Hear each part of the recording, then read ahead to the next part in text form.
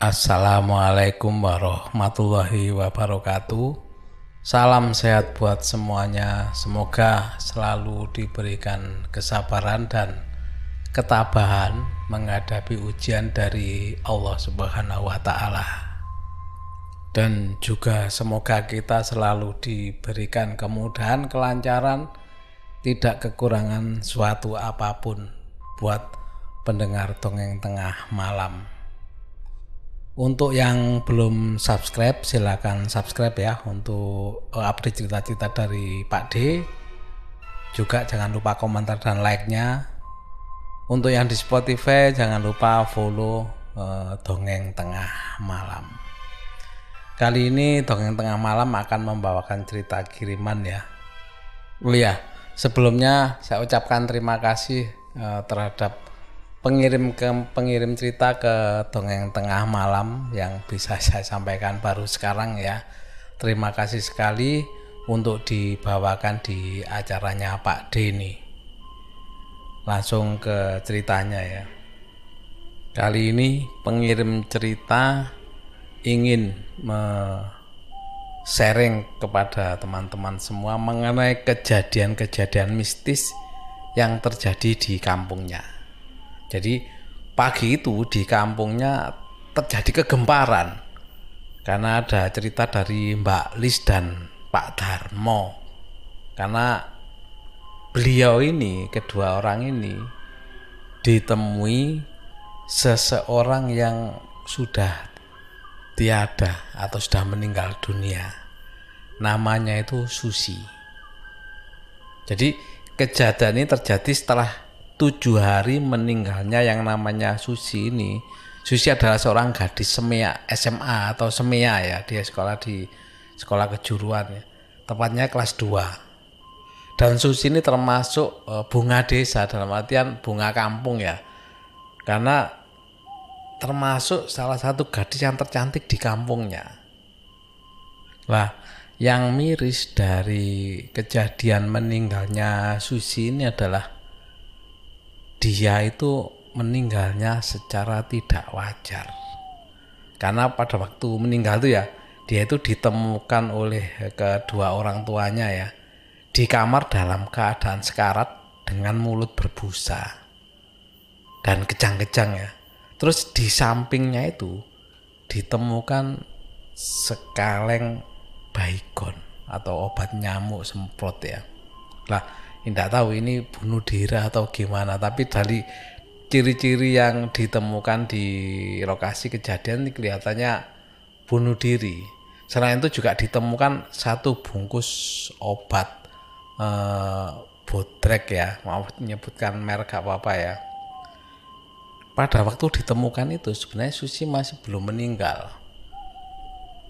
Begitu melihat kondisi Susi seperti itu, ayahnya itu segera membawa Susi ke rumah sakit rencananya supaya mendapatkan pertolongan lah dengan keadaan Susi tersebut, sambil mengeluarkan menunggu mobil tetangganya dari garasinya ya, karena Susi ini kan sudah dewasa, kan cukup berat. Akhirnya Susi itu didudukkan di depan balai RW sambil menunggu mobil yang rencana mengantarnya itu. Nah, balai RW ini berada di ujung gang yang nggak jauh dari rumahnya. Dengan ditunggu sama ibunya yang ya bisa kita bayangkan ya, melihat anaknya seperti itu ya, ibunya pasti sambil menangis terus, menangisi anaknya Susi. Karena Susi ini memang anak bungsu dari 4 bersaudara. Sambil menunggu sampai mobilnya itu datang. Begitu mobilnya datang di depan balai RW, mungkin Allah berkehendak lain. Jadi Susi di situ sudah tidak ada pergerakan lagi ya, mungkin sudah diambil nyawanya sama yang kuasa ya. Tapi orang tuanya ini masih tetap membawa Susi ke rumah sakit ya, untuk memastikan dan untuk membawa laporan kematiannya. Orang-orang di kampus sebenarnya juga pada heran, kenapa Susi yang termasuk gadis yang pujaan ya, pujaan laki-laki ya, remaja-remaja itu kok sampai bunuh diri gitu loh. Akhirnya usut punya usut, ternyata si Susi ini bunuh diri karena mendapatkan kabar kalau pacarnya meninggal karena kecelakaan saat mengikuti gestrek atau balapan motor. Ya orang kampung heran gitu loh. Kenapa sampai bunuh diri? Kalau ngomong Susi ini anggaplah hilang satu pasti tumbuh 1000, ini anunya ya. Motonya anggap seperti itu karena Susi kan termasuk gadis yang sangat cantik di kampung itu. Akhirnya setelah dinyatakan Susi memang meninggal dunia, dibawa pulang, dimakamkanlah sama warga di kampungnya itu. Lah kejadiannya ini setelah 7 hari kematian Susi ini, tepatnya malam ke-8 ya, sekitar pukul 22.30 atau setengah 11-an malam, Pak Darmo ini pulang dari lembur kerja. Kan dia kerja di swasta ya. Nah, Pak Darmo ini kan melintas di depan balai RW. Nah, pada waktu melintas itu, Pak Darmo ini mendengar ada suara yang memanggil. Ya, Pak Darmo kan malam-malam jam segitu ya, kok ada suara memanggil, suara cewek lagi. Pak Darmo ya heran, biasa kan lewat situ, celinguan noleh kanannya, siapa yang memanggil. Ya, Pak Li melok, maksudnya itu Om ikut. Begitu dilihatnya ada seorang cewek yang mungkin minta bareng ya, bareng pulang, Pak Darmo ya langsung menghentikan kendaraannya. Ayo lek melok, ayo kalau mau ikut, kata Pak Darmo sambil ya bercanda lah. Kemudian sosok yang tadi memanggil Pak Darmo itu yang menyerupai Susi ya, itu pun naik ke boncengannya Pak Darmo. Setelah naik ke boncengan, Pak Darmo sempat berujar, bengi-bengi kok durung turu, kate keluyuran ndi? Maksudnya malam-malam belum tidur, mau jalan, mau kemana? Tapi setelah Pak Darmo nyampaikan itu, di belakang yang digonceng Pak Darmo itu tidak ada sautan. Lama Pak Darmo itu menunggu nggak ada suaranya. Dan tiba-tiba Pak Darmo merasa bulu kuduknya itu berdiri, merinding. Pak Darmo baru ingat bahwa yang digonceng itu sepertinya si Susi yang sudah meninggal 7 hari yang lalu. Ini kan malam ke-8 ya. Setelah mengingat itu, tiba-tiba motornya Pak Darmo ini itu mati mendadak. Ya sudah merinding, tiba-tiba motornya mati. Otomatis Pak Darmo kan langsung menoleh ke belakang melihat yang digonceng tadi. Begitu refleks menoleh ke belakang, di belakangnya Pak Darmo tidak ada siapa-siapa. Begitu melihat tidak ada siapa-siapa, kan bayangkan ya, Pak Darmo tadi kan benar-benar gonceng. Dia ingat betul ada gadis. Dia lupa kalau Susi itu sudah mirip Susi, memang ya sudah karena merasa kenal aja ya.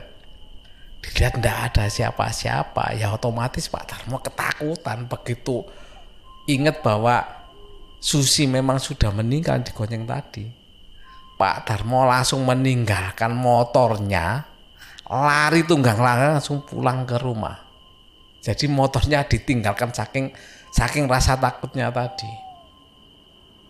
Akhirnya sampai rumah karena diikuti rasa takut ya, ingat-ingat kejadian yang barusan, Pak Darmo langsung menggedor-gedor rumahnya sambil memanggil, Bu, tolong bukakan pintu. Mendengar gedoran otomatis istrinya kaget langsung buka pintu melihat Pak Darmo. Pak Darmo yang ya kentara lah, orang kalau panik takut itu kan kentara. Ibu Darmo ya kaget tuh, Pak. Ada apa? Buat kaget aja. Loh, motormu nanti, motormu di mana, Pak? Istrinya sambil mencerca pertanyaan ya. Pak Darmo hanya diem dan tidak bisa berkata apa-apa. Pak Darmo langsung masuk, terduduk lemas badannya dan belum bisa bicara apa-apa sama istrinya karena rasa takutnya masih menjalari di badannya Pak Darmo. Karena melihat kondisi suaminya seperti itu, Bu Darmo segera ngambil air dan mengambil air minum buat Pak Darmo. Akhirnya setelah minum, Pak Darmo mulailah merasa tenang dan mulailah Pak Darmo menceritakan bahwa tadi di depan balai RW Pak Darmo dicegat sosok Susi yang sudah meninggal kemarin. Dan juga Pak Darmo bilang bahwa dia lupa kalau Susi itu sudah meninggal. Makanya Pak Darmo ya iya aja kalau dia mau bareng. Karena apa? Ya satu jalan, namanya orang satu kampung ya, kenal kan, ya nggak mungkin ditinggalkan begitu saja. Saking takutnya, makanya Pak Darmo bilang saking takutnya itu motornya ditinggalkan di jalan tadi. Mendengar itu ya otomatis istrinya ya kaget. Akhirnya ya sudah ditenangkan dulu. Akhirnya Pak Darmo minum, mulai tenang. Karena sudah malam ya, motor ditinggalkan khawatir hilang sama istrinya. Sudah diantarkan sama istrinya untuk ngambil motornya, dibawa pulang. Itu tadi kejadian yang pertama. Besoknya itu kan malam ke-9 ya, hari ke-8 malam ke-9. Di kampungnya ini kalau musim kemarau itu sumur-sumur kan pada kering. Jadi orang-orang itu kalau kondisi kemarau itu pada ngantri ambil air PAM atau PDAM. Jadi air itu ada subsidi dari pemerintah gitu loh. Di halaman rumah warga dengan sewa gerobak dan jerigen air. Biasanya itu antri sampai tengah malam karena antrian orang kampung kan memang ngambilnya terpusat di situ. Karena nggak ada air, ya mereka rela ngantri sampai malam, bahkan sampai tengah malam. Malam itu sekitar pukul 2 pagi ya, ada yang mengetuk rumah Mbak Lis. Mbak, ayo antri banyu. Mbak, ayo ikut orang-orang ngantri ambil air. Karena mengantuk, Mbak Lis kan dengar ada ketukan itu. Karena sambil mengantuk, Mbak Lis berjalan menuju pintu dan membukanya. Begitu dibuka, Mbak Lis tahu bahwa itu Susi. Oh, Sus, ini jam piro? Apa Sus, ini sudah jam berapa? Sambil di depannya pintu itu ya, memang sudah menunggu Susi. Karena memang Mbak Lis juga butuh air dan belum sempat ngantri. Ya udah, Mbak Lis akhirnya mengikuti di belakang Susi untuk rencananya ngantri ambil air. Di tengah perjalanan, saat Mbak Lis melewati balai RW, tiba-tiba bulu kuduk Mbak Lis ini merinding atau berdiri. Dan Mbak Lis sadar, bukannya Susi kan sudah meninggal dunia. Begitu sadar itu, otomatis langkah Mbak Lis ini berhenti. Dan saat berhenti itu, sosok yang menyerupai Susi itu sekilas itu menoleh ke arahnya Mbak Lis dan tersenyum. Dan setelah tersenyum, tiba-tiba sosok itu menghilang. Begitu melihat sosok itu hilang, Mbak Lis ini tertegun. Dan tertegun itu berdiri diam di situ, kayak nggak bisa gerak apa-apa gitu loh. Lah, untungnya tidak berserang lama.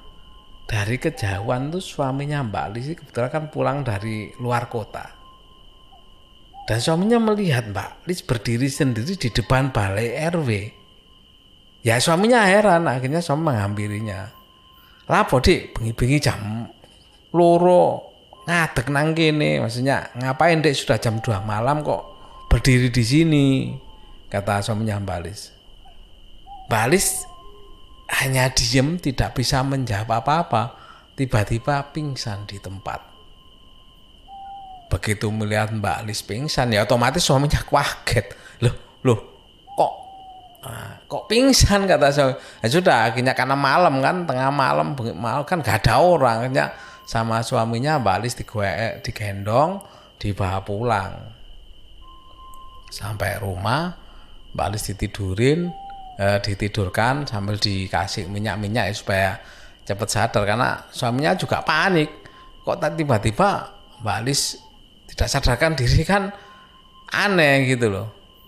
Akhirnya sambil menunggu agak lama, Mbak Lis mulai sadar. Begitu sadar, Mbak Lis langsung menangis menceritakan bahwa dia tadi sebenarnya diajak Susi mau ngantri air. Karena kejadian-kejadian itu yang dialami sama Pak Darmo sama Mbak Lis ini, keesokannya kampung gempar. Bagaimana tidak gempar? Dari cerita Pak Darmo dan Mbak Lis tadi. Bahkan tidak hanya itu, ternyata Susi ini juga menemui orang-orang yang dulu dekat dengan Susi ini.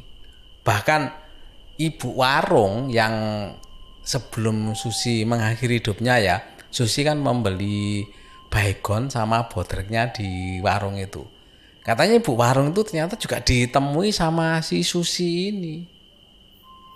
Akhirnya karena informasi penampakan Susi ini, akhirnya orang-orang ya takut keluar rumah. Jadi setelah habis maghrib, orang-orang sudah gak berani lagi keluar rumah.